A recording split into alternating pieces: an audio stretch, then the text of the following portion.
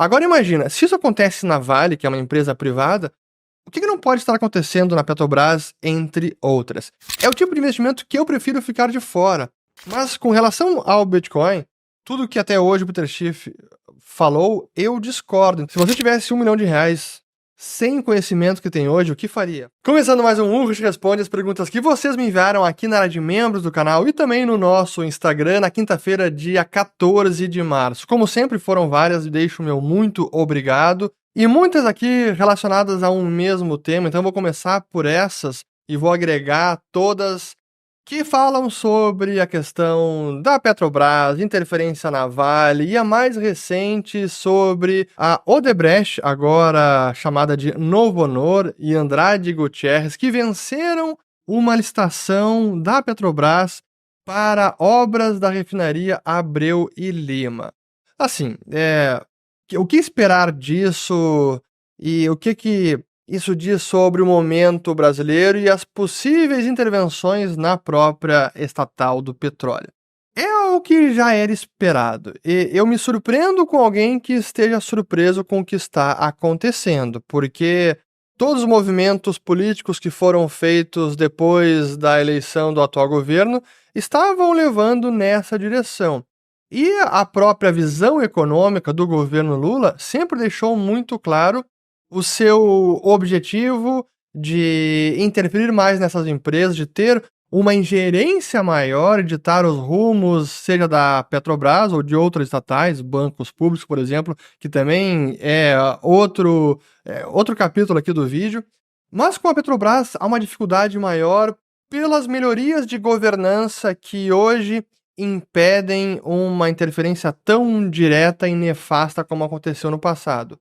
Mas não impede por completo, e a gente está vendo isso acontecer na prática. No caso da Vale, há um empecilho maior, porque já é uma empresa privada, a empresa não está sob o controle do governo. Ainda assim, a gente viu toda essa novela do Lula tentando emplacar Guido Mantega na presidência da empresa. Assim, é surreal, agora está tentando emplacar o Guido Mantega na Braskem, mas enfim. Mas antes de voltar para Abreu e Lima, eu quero mostrar o da Vale, porque embora o governo não tenha conseguido emplacar a sua indicação de presidente, ainda assim eles seguem tentando interferir no processo todo. E da maneira que ele tem sido conduzido, levou até a renúncia de um membro do Conselho de Administração, um membro independente, o José Luciano Duarte Penido, e a carta dele vazou, e eu até vou ler, são 3 parágrafos, porque é importante entender o que está acontecendo. E ele diz o seguinte, até a sua carta renúncia no dia 11 de março. Prezado presidente do Conselho de Administração, encaminho-lhe a minha renúncia ao mandato de membro dependente do Conselho de Administração da Vale S.A., para o qual fui eleito na Assembleia Geral de Acionistas da Vale, com o mandato de maio de 2023 a abril de 2025. Apesar de respeitar decisões colegiadas, em minha opinião, o atual processo sucessório do CEO da Vale vem sendo conduzido de forma manipulada, não atende ao melhor interesse da empresa e sofre evidente e nefasta influência política. No Conselho se formou uma maioria cimentada por interesses específicos de alguns acionistas lá representados, por alguns com agendas bastante pessoais e por outros com evidentes conflitos de interesse. O processo tem sido operado por frequentes, detalhados e tendenciosos vazamentos à imprensa, em claro descompromisso com a confidencialidade. Não acredito mais na honestidade de propósitos de acionistas relevantes da empresa no objetivo de elevar a governança corporativa da Vale a padrão internacional de uma corporation. Neste contexto, minha atuação como conselheiro independente se torna totalmente ineficaz, desagradável e frustrante. Por isso, apresento minha renúncia. Para um conselho independente, uma pessoa que tem a experiência que tem o José Penido, chegar a esse ponto de externar com críticas tão severas com relação ao processo todo, é porque está, sim, havendo muita interferência, mesmo o governo não tendo controle. Agora imagina, se isso acontece na Vale, que é uma empresa privada, o que não pode estar acontecendo na Petrobras, entre outras? E no caso agora da Abreu Lima, é uma vergonha, é uma piada de mau gosto, porque todos os episódios que já estão devidamente registrados na história que aconteceram com Abreu Lima, isso é fato, não é opinião, os estouros de orçamento, uma refinaria que não tinha nenhuma viabilidade econômica. Isso os especialistas da área sabem muito bem, que é muito fácil comparar a viabilidade de refinarias e há bases de comparação para verificar se uma refinaria para de pé ou não para de pé, o investimento por barril de petróleo equivalente, enfim, há métricas comparativas. E desde o início, a refinaria Abreu Lima não parava de pé. Ainda assim, o processo foi adiante, o investimento foi feito, o orçamento estourou, houve os casos de hiperfaturamento da obra, enfim, todos os problemas que sabemos. E agora, novamente, voltando, Andrade Gutierrez e Odebrecht, que estavam envolvidos na Operação Lava Jato, eu não sei nem como descrever mais isso, é um escárnio. Mas é esperado, e aí para quem está olhando sob a ótica de investimento, investir na Petrobras, com toda essa ingerência e todo esse risco de governo Lula, será que é uma boa? É o tipo de investimento que eu prefiro ficar de fora. Dependendo da relação preço-lucro, de como o papel está precificado em algum momento, até pode abrir uma janela de oportunidade, mas é uma posição tática de curto prazo. Como até aqueles... Eu relatei no vídeo o pessoal do filme A Grande Aposta, o da Front Point Capital Partners, o Porter Collins, que agora está noutra empresa, a Seawolf Capital, e eles investiram na Petrobras no ano passado e tiveram uma rentabilidade de mais de 70%. Daqui para frente, será que vale a pena? Será que o retorno potencial compensa o risco de toda essa ingerência do governo? Na minha humilde opinião, não. Eu prefiro direcionar a minha alocação de capital para outras teses que eu tenho mais segurança e que eu conheço o risco e que o risco político não está presente ou está muito mais mitigado. Mas cada um decida o que fazer com o seu próprio dinheiro. Aqui seguindo a próxima pergunta do Olívio Duarte. Você poderia, por favor, nos fazer uma breve atualização sobre a visão do DI futuro no Brasil? Tenho visto comentários sobre juros dos Estados Unidos, taxa Selic, mas quase nada sobre juros futuros. Pois os juros futuros é uma consequência da expectativa com relação à trajetória fiscal, os juros lá fora também. E a gente tem visto aqui que os juros no Brasil, eles estacionaram, olhando o DI futuro, de 25 até 29 praticamente. Eu tô com eles na tela aqui, ó, vamos até colocar o 29 na tela, ó.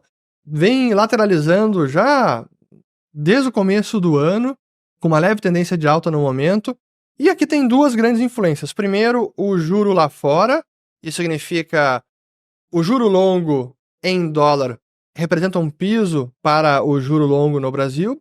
E outro é a fiscal, a perspectiva do fiscal, que, como a gente sabe, não é nenhuma maravilha. Pelo contrário, ele ainda preocupa, a trajetória da dívida está preocupando, está numa ascendente.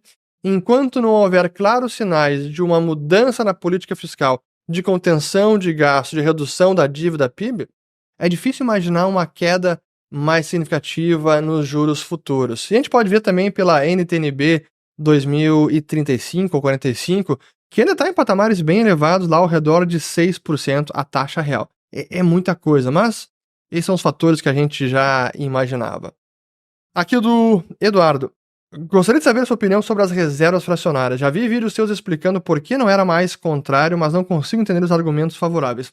Pois então, eu tô pensando até fazer talvez um vídeo específico sobre o assunto, de repente até aqui para os membros do canal, para a gente entrar com mais profundidade.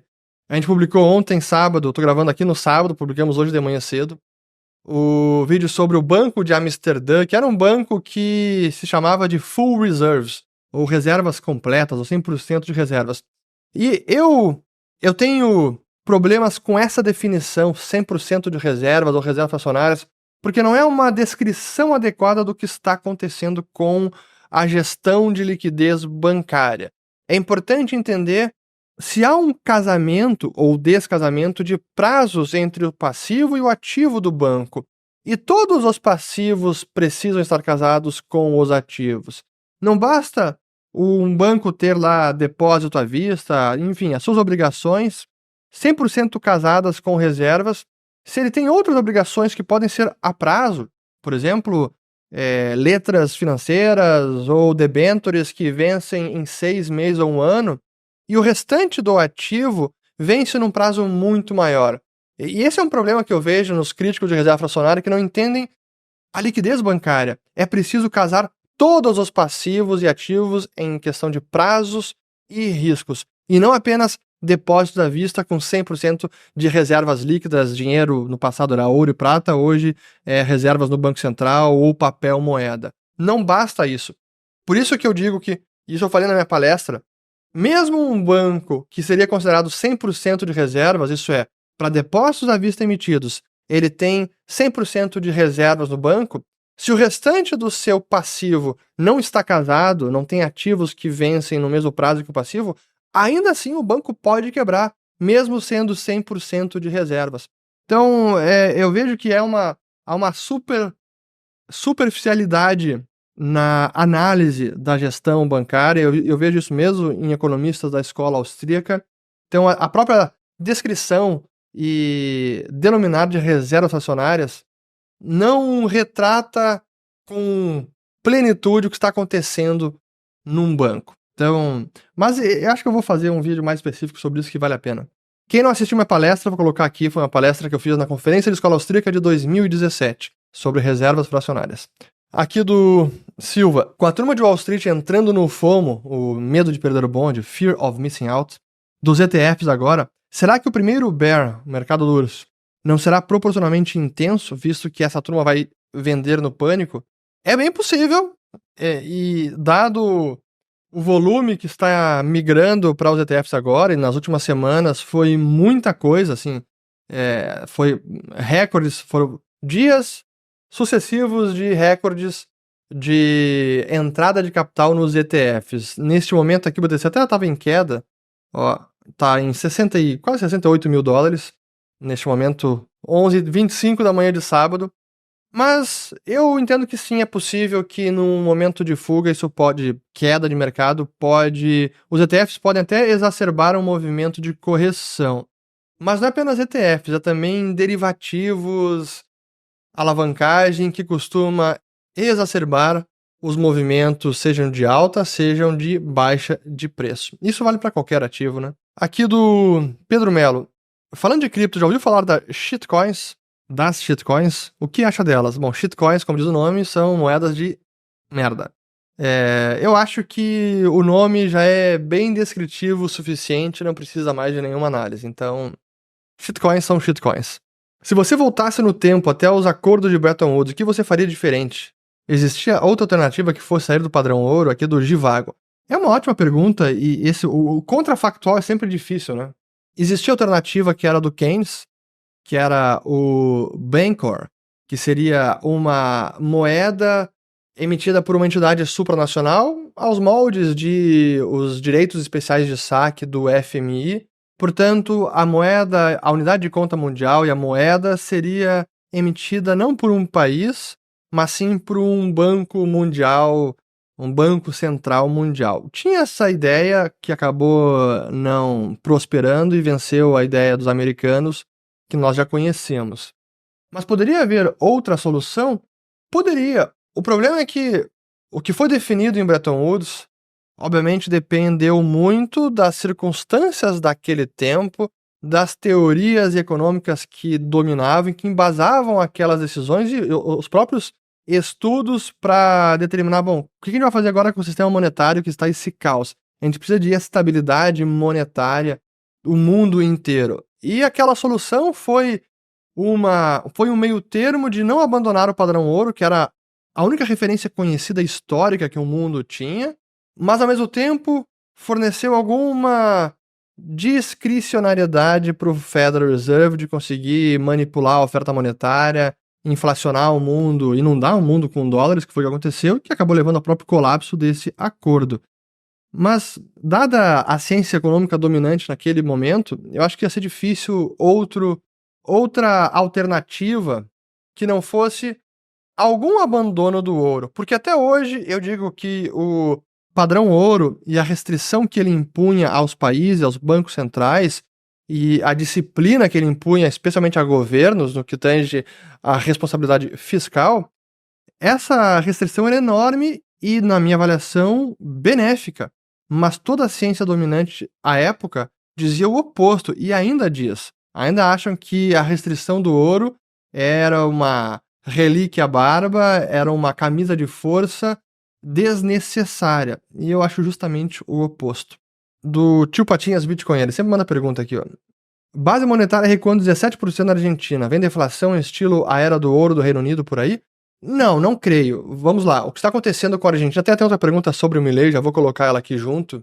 O que está acontecendo na Argentina é uma contenção fiscal enorme, o impedimento de impressão de dinheiro pelo Banco Central. Os dados que eu analisei recentemente de base monetária não mostram uma queda de 17%, mas pelo menos uma estabilização, que já é algo muito positivo. Então a base monetária está praticamente estagnada nos últimos 2 meses na Argentina, mas é preciso acompanhar também os demais agregados como o M2, e a defasagem de divulgação dessa estatística na Argentina está muito ruim, então a gente não consegue ter um acompanhamento mais em tempo real do que está acontecendo. Mas é claro que as ações do Milei em conter a impressão de dinheiro pelo Banco Central, que seria a expansão da base monetária, a emissão monetária, que acaba refletindo na economia, está fazendo com que a inflação já ceda. Em fevereiro já foi abaixo de 20%, ela vem cedendo, depois do pico que teve lá em dezembro. Então ela vem cedendo.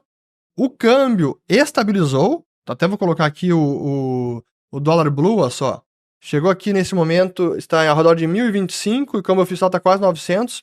Isso quer dizer que a chamada brecha cambiária, ou o ágio entre o dólar paralelo e o oficial, vem caindo, está chegando próximo de zero ágio. E no momento que isso acontecer, eles podem, inclusive, remover essa loucura de cepo cambiário, controle de câmbio, e unificar todos os câmbios. Não tem mais câmbio exportador, câmbio oficial, câmbio varejo, câmbio atacado, câmbio blue. Não, é uma coisa só. Está próximo disso se tornar uma realidade graças a essas políticas do Milei. Mas ele teve um revés importante nessa semana. O Senado derrubou o DNU, Decreto de Necessidade e Urgência. Para ele continua vigindo, porque para ele realmente ser derrubado, as duas casas precisam rejeitá-lo, tanto o Senado quanto a Câmara.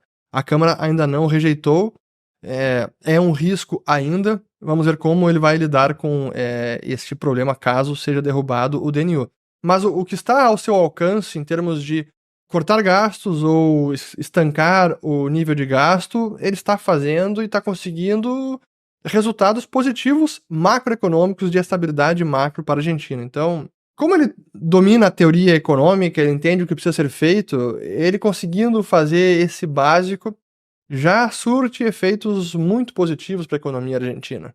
Aqui do Renan. Como você enxerga o ciclo do mercado imobiliário brasileiro? Em que momento estamos? Prado. Interessante saber isso. Muita oferta de imóveis. Estou notando preços de imóveis caindo. A gente teve um ciclo durante a pandemia que aconteceu no mundo inteiro que distorceu bastante alguns setores e economia, gerando superaquecimento. E não foi diferente no Brasil, especialmente no setor imobiliário. Eu fiz um vídeo na época sobre isso, até antecipando o que iria acontecer. Todos aqueles estímulos do Banco Central, junto com o governo, acabaram gerando muita liquidez na economia, que se traduziram em aumento da captação da poupança, que por lei precisa canalizar os recursos para financiamento imobiliário. E o que a gente viu foi uma disparada de concessões ao financiamento imobiliário, que na época eu previ que isso aconteceria, porque estava lá claro o que estava acontecendo e por acontecer. E a gente viu os dados, até eu não consegui fazer um gráfico a tempo de publicar para vocês, mas o crescimento anual de concessão ao financiamento imobiliário em agosto de 2021 chegou a quase 60% ao ano. É muita coisa. O pico tinha sido anteriormente lá naquela grande pujança imobiliária de 2012 e 2013, e agora foi maior. Em termos de alta no preço dos imóveis, não foi maior do que, até vou colocar aqui, ó, não foi maior do que naquele período lá de 2011, 12, mas ainda assim, olhando o indicador que eu gosto muito, que é o IVGR, que é o Índice de Valores de Garantia de Imóveis Residenciais Financiados, ele é baseado em contratos de financiamento imobiliário, então não é classificados, são preços reais, negócios firmados. A gente pode ver aqui o que houve de variação percentual em relação ao ano anterior. Veja que lá em 2010, 11 foi a máxima, chegou a 26%. Agora na pandemia chegou a subir quase 10%. E arrefeceu em 2022 e segue agora num nível quase estagnado, não estagnado, mas crescendo levemente, 1,5%, 2% ao ano. Então o setor imobiliário ainda está prosperando, mas sem aquela pujança que se viu. Aí a questão de super oferta de imóveis, preços em queda, correção, É preciso analisar cada praça, porque aí varia bastante. As questões locais, regras do plano diretor, urbanísticas de cada município, afeta bastante a oferta de imóveis também. Aí precisa analisar cada cidade em separado. Vamos lá, aqui próxima pergunta do Gustavo. Você vê o investimento em urânio como investimento de longuíssimo prazo, levando em consideração a demanda crescente por energia nuclear sendo a melhor alternativa? Depois tem mais sobre a cannabis. Vamos lá. Sobre investimento em urânio. É uma tese que está se materializando, já andou bastante. Eu não acredito que é uma tese que vai durar mais 5 anos. Logo ela vai se esgotar, o preço vai chegar perto das máximas. Talvez depois tenha uma correção e tudo mais. Então eu diria que a tese já passou da metade, na minha avaliação. Mas a questão da energia nuclear, isso são outros 500. A energia nuclear também entendo que está se beneficiando agora de um renascimento, a volta de interesse, inclusive pelo Japão. E para mim essa é uma tendência irreversível, especialmente pelas exigências atuais de transição energética, mudança climática.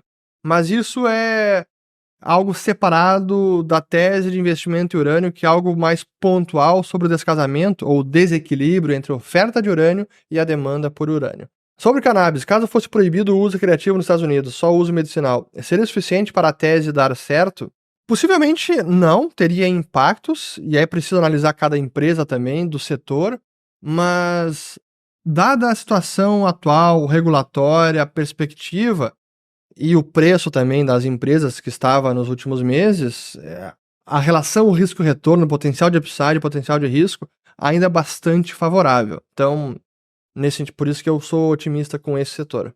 Aqui do Elielton. Quais são os fatores que causam volatilidade nas criptomoedas? Existe um horizonte para que elevada volatilidade diminua ou deixe de existir?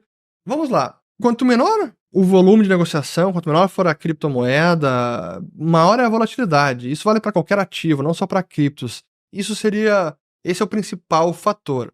Com relação ao Bitcoin, que ainda tem uma volatilidade considerável, aí é questão de tempo, é questão de mais uso.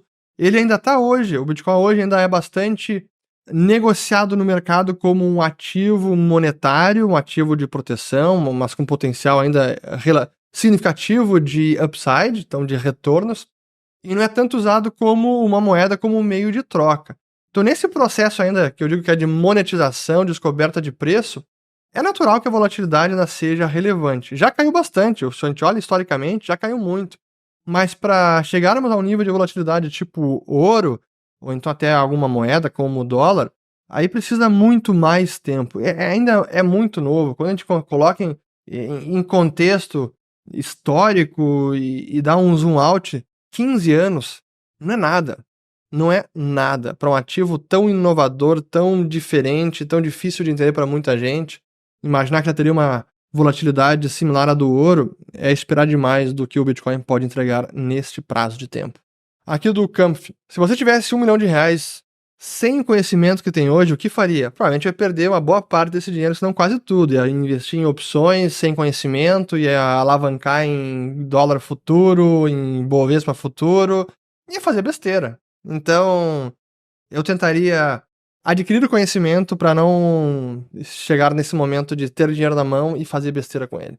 Vamos lá, aqui do Gabriel Seabra, que conheci em Amsterdã e vale a pena aqui agradecer ele em vídeo, porque ele viabilizou a nossa visita ao Arquivo Nacional da Holanda, que a gente conseguiu manusear, ler os documentos da Companhia das Índias Orientais Unidas, a Dutch East India Company, documento de 400 anos. Surreal. Então, muito obrigado, Gabriel, mais uma vez. Ele pergunta o seguinte: BTC versus Quantum. Por que não devo ficar preocupado? Quantum Resistant Soft Fork vai salvar? Sim.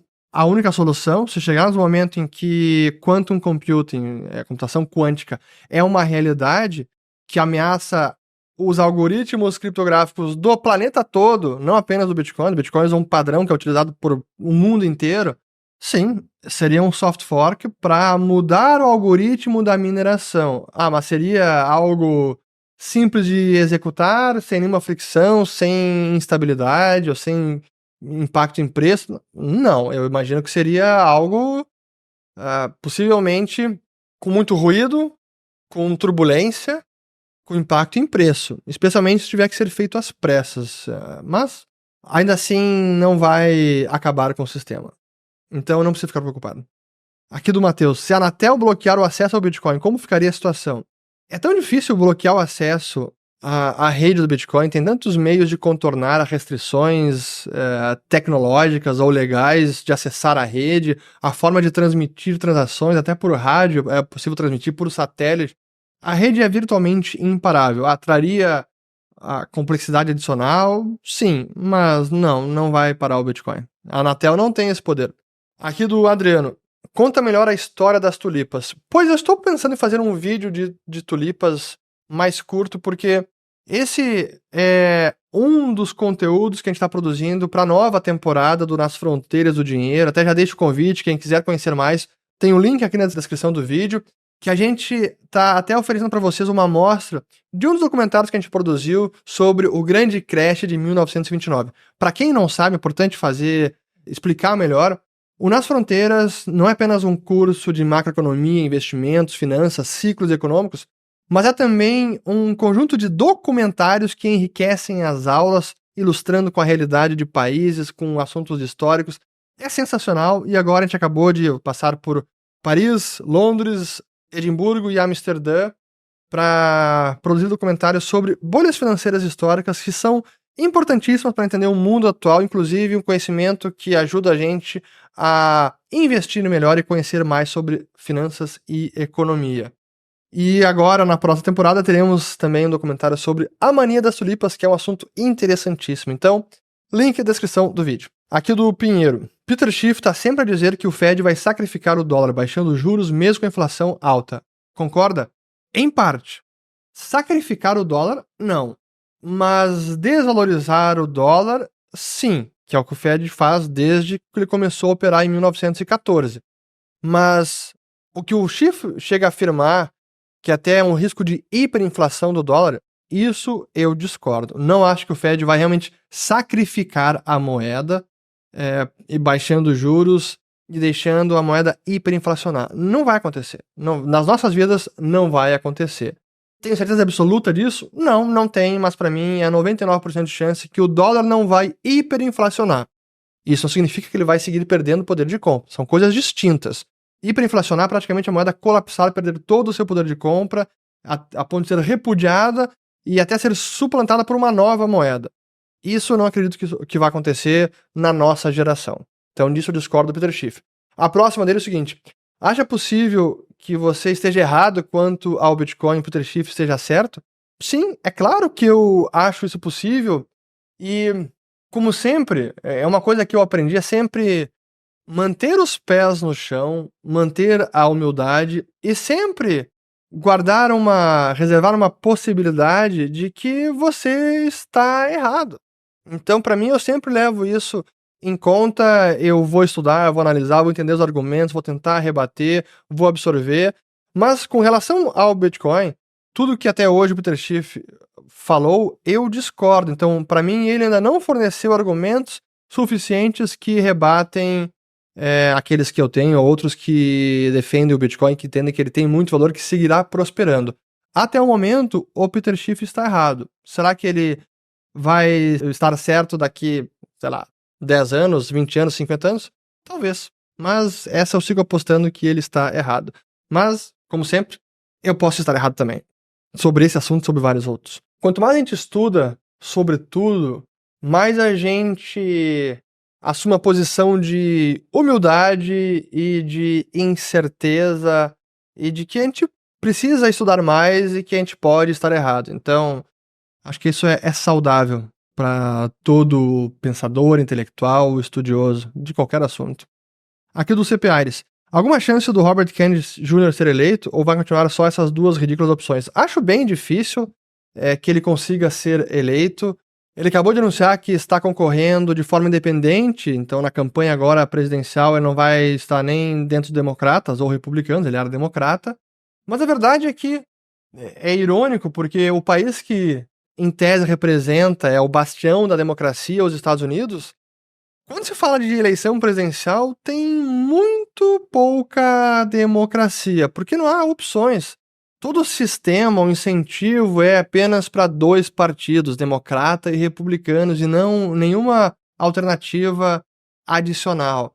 Todos os candidatos que tentaram concorrer de forma independente no passado, assim, não chegaram nem perto de ser uma ameaça aos 2 partidos. O próprio Ron Paul já tentou também, outros presidenciáveis pelo Partido Libertário, mas nenhuma candidatura prosperou a ponto de ter uma chance de ganhar a presidência. E acho que agora com Robert Kennedy não vai ser diferente.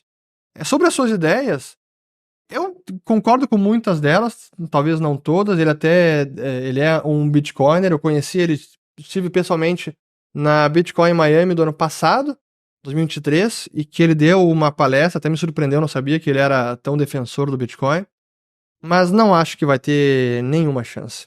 Então, sim, vamos ter essas 2 opções ridículas apenas. Aqui do Thiago, a nota de 0 euros como souvenir e pela sua raridade não deveria valer mais que o euro normal? Sim, e algumas valem. Tem algumas que são coleções raras, ou edições que não fazem mais. Se olhar na internet, tem os sites especializados, estão valendo 50, 100, 200, 1.000 euros uma nota de 0 euro. Então, sim, o valor de um colecionável já supera o poder de compra da nota, que é 0. Aqui do Christian. Por que muitos na esquerda defendem as reestatizações citando exemplos que vêm da Europa? Olha, no país tal, a empresa tal foi privatizada, agora o governo pegou de volta. Não faz sentido. É uma boa provocação, e eu diria o seguinte: é por isso que usar apenas argumentos de autoridade, isso vale para a direita, para a esquerda, qualquer um, como a justificativa para embasar uma decisão, uma política econômica, é algo muito frágil. Então dizer, não, mas os Estados Unidos fizeram. Ah, então, porque eles fizeram, está correto. Ah, não, mas na Europa, a União Europeia está adotando exatamente essa política agora. Então, porque ela faz, é o correto. E isso é uma forma muito deficiente e, honestamente, incompleta de analisar a questão. É preciso verificar os méritos, verificar os argumentos, o porquê que isso pode ser bom, por que é ruim. Apenas porque o outro fez, então vamos copiar, isso é suficiente? Não. Aumentar o imposto na Europa, então isso significa que está correto aumentar o imposto. Não, pode ser a Europa, pode ser os Estados Unidos, aumentar imposto será ruim para a atividade econômica, para a geração de riqueza, sempre, em qualquer lugar. Então apenas usar de argumento de autoridade ou porque outros países fizeram não é a melhor forma de justificar uma política, especialmente a de reestatização. Mas, infelizmente, a esquerda adora usar países de primeiro mundo como referência para justificar as suas políticas intervencionistas. Infelizmente, alguns de primeiro mundo fazem bastante isso também. Aqui do Nicolas. Por que a gente vê os preços aumentando, mas os índices de inflação estão caindo? Estranho. É aquela velha questão que cada um tem a sua própria inflação. Recentemente estava conversando com um grande amigo também de longa data sobre preços dos mais variados, e a gente olha bens duráveis, semiduráveis, e de tudo. É carro, algum equipamento eletrônico, enfim. Muitos bens e mercadorias estão registrando aumentos de preços bem maiores do que registra a inflação. Então a sua inflação pessoal pode ser muito maior do que diz o IPCA. Por isso, o que eu digo, o IPCA é, na melhor das hipóteses, uma aproximação da perda de poder de compra da moeda, mas não é uma expressão exata, cientificamente falando, dessa perda de poder de compra do dinheiro. Aqui do Hesley. Viajo a Porto Alegre a trabalho. Se você estiver por lá, como faço para pegar um autógrafo? Sou do Mato Grosso, SLC Agrícola. Bom, primeiro, seja cliente da Liberta Investimentos. Então, se você ainda não tem um assessor, uma assessoria para te ajudar nos investimentos, pode conversar com os assessores da Liberta Investimentos. Link também aqui na descrição do vídeo. E sim, eu costumo estar no escritório, estar no home office. Se você for um cliente nosso, fale com o seu assessor. E se estiver em Porto Alegre, vai ser um prazer recebê-lo na nossa sede e tomar um café e não apenas dar um autógrafo, mas conversar também, que é o que a gente gosta de fazer, e receber os nossos clientes. Então, fale com o seu assessor. Aqui do Felipe. Descreio da B3 com esse governo atual. Você vê melhoria? É preciso entender melhor essa pergunta. A B3 é uma bolsa de valores. Ativos são negociados lá. Nós temos alguns indicadores, índices de bolsa, como o Bovespa, que é um conjunto de empresas negociadas na bolsa. Esse índice sofre influência de grandes empresas que fazem parte do índice, como Petrobras, como Vale, como bancos. A principal representatividade do índice são essas empresas e que sofrem muita influência do governo. Então, simplesmente investir em Bovespa não seria o ideal para quem quer se expor a empresas brasileiras, a ações de empresas. Então, para mim, a questão é entender o quanto o governo pode impactar negativamente as empresas que ele controla diretamente ou indiretamente, ou que ele tem mais ingerência. E é isso que está prejudicando mais recentemente o Ibovespa por conta da composição do índice. Mas não é um problema da B3 em si, da Bolsa de Valores, das ações. Só para deixar bem claro. Aqui do Felipe. Como você enxerga a teoria dos jogos sendo aplicada ao Bitcoin no cenário geopolítico global? Ela joga a favor. Eu expliquei isso várias vezes já em algumas palestras. Eu vou deixar aqui link de duas. Uma sobre como a teoria dos jogos se aplica à manutenção e atualização do próprio software da rede, que é bem interessante. O nome da palestra é Eu Não Entendo o Bitcoin. E depois outra que eu dei no Chile, na LabitConf de dezembro de 2018, que eu falei também sobre a questão da geopolítica e como o Bitcoin seria adotado também por países, porque é uma tecnologia superior, é a pólvora monetária, é importante tê-lo, e eu acho que países, em algum momento, se é que já não tem Bitcoin, acabarão comprando e dos mais variados, porque é simplesmente uma tecnologia monetária superior a todas as que temos hoje à disposição. Aqui mais perguntas, tem algumas que é pessoais, vou deixar para o final do vídeo aqui, as pessoais. A inteligência artificial tirou de cena o metaverso? Eu diria que sim. Em boa parte, nesse momento sim, até porque a gente está vendo que a IA é uma realidade para muitas aplicações. A gente usa bastante. O vídeo agora é de sábado, a gente utiliza a IA para acelerar a edição, para gerar imagens das capas dos vídeos, para tratar o áudio, remover ruídos, para algumas transições também no vídeo, de animações, de transições de imagens. Então, a IA é uma aplicação já real para muita gente. Aqui do Peter Marx. Só vejo notícias terríveis. Como ficar otimista com o Brasil? Primeiro seria ignorar o noticiário na medida do possível e focar naquilo que está sob o seu controle, focar no seu aperfeiçoamento pessoal, profissional, cuidar da sua família, dos seus objetivos, ir atrás deles, apesar do que acontece com o Brasil, com o governo, com as notícias. Porque se você ficar preso ao noticiário, ao que o governo está tentando fazer ou deixando de fazer, a sua vida fica um inferno e você é contaminado por este negativismo constante que há na mídia, que há nas notícias. Então, foque em você, foque no seu aprimoramento pessoal, profissional, familiar, que você vai ganhar muito mais, vai conseguir atingir os seus objetivos, realizações e ter uma vida mais tranquila, feliz e saudável. Aqui do Davis. Japão está perto do abismo da economia? Será que... Poxa, será que agora você responde? Estou respondendo, então vamos lá. O Japão é uma economia curiosa, né, no mínimo. E o economista americano Simon Kuznets, que é o inventor da métrica PIB, Produto Interno Bruto, ele dizia que tem 4 tipos de economia. As economias desenvolvidas, as economias em desenvolvimento, a Argentina e o Japão. Porque é realmente difícil explicar o que acontece com esses países. E o Japão está desafiando previsões de economistas há décadas. Agora, ele está no momento em que possivelmente ele pode abandonar, depois de mais de década, a política de taxa de juros negativas.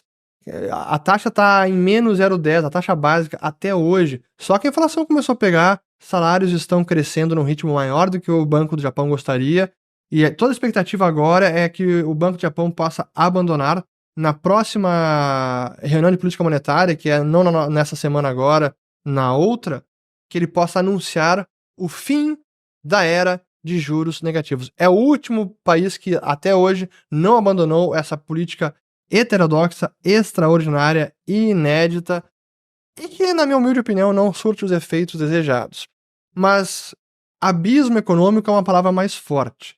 E eu não acredito que o Japão esteja num abismo econômico. Ainda é uma economia com um elevado nível de poupança, a sua conta corrente é relativamente superavitária, a posição de investimento internacional líquida das maiores do planeta. A gente tem os japoneses têm muitos ativos no mundo inteiro. Então, essa poupança, esses ativos, dão alguma tranquilidade maior em termos macroeconômicos para o país. Mas, claro que a situação do governo em si, dívida PIB 250% do PIB, 250%, cara, isso é insano.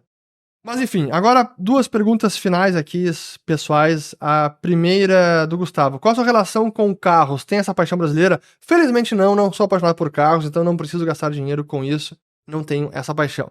E a última do Robson aqui. A patroa e a família reclamam porque não viajam juntos? Sim, claro que não é que eles reclamem. Felizmente eu tenho uma relação muito saudável com a minha família, com a minha esposa. Eles entendem, apoiam, mas claro que não gostam quando eu fico, por exemplo, agora fiquei 3 semanas longe. É ruim, eu acho ruim, não gosto de ficar tanto tempo assim longe da família, sinto saudades, mas faz parte do trabalho, então a gente tem que saber lidar, mas para fazer isso com tranquilidade, com sucesso, é preciso sim ter a confiança da família, ter o apoio, porque senão seria muito, muito difícil, se não impossível. Então, o apoio familiar e o constante incentivo é fundamental. Fico por aqui, espero ter gostado de mais um Hugo Responde, espero que tenham agora um ótimo domingo com seus amigos e suas famílias, e espero que tenham lavado as louças. Não sei qual vai ser o próximo vídeo, mas compartilhem, se inscrevam no canal, sejam membros também, que tem muito conteúdo exclusivo por lá, que tenho certeza que vocês vão gostar. Valeu, obrigado, até o próximo.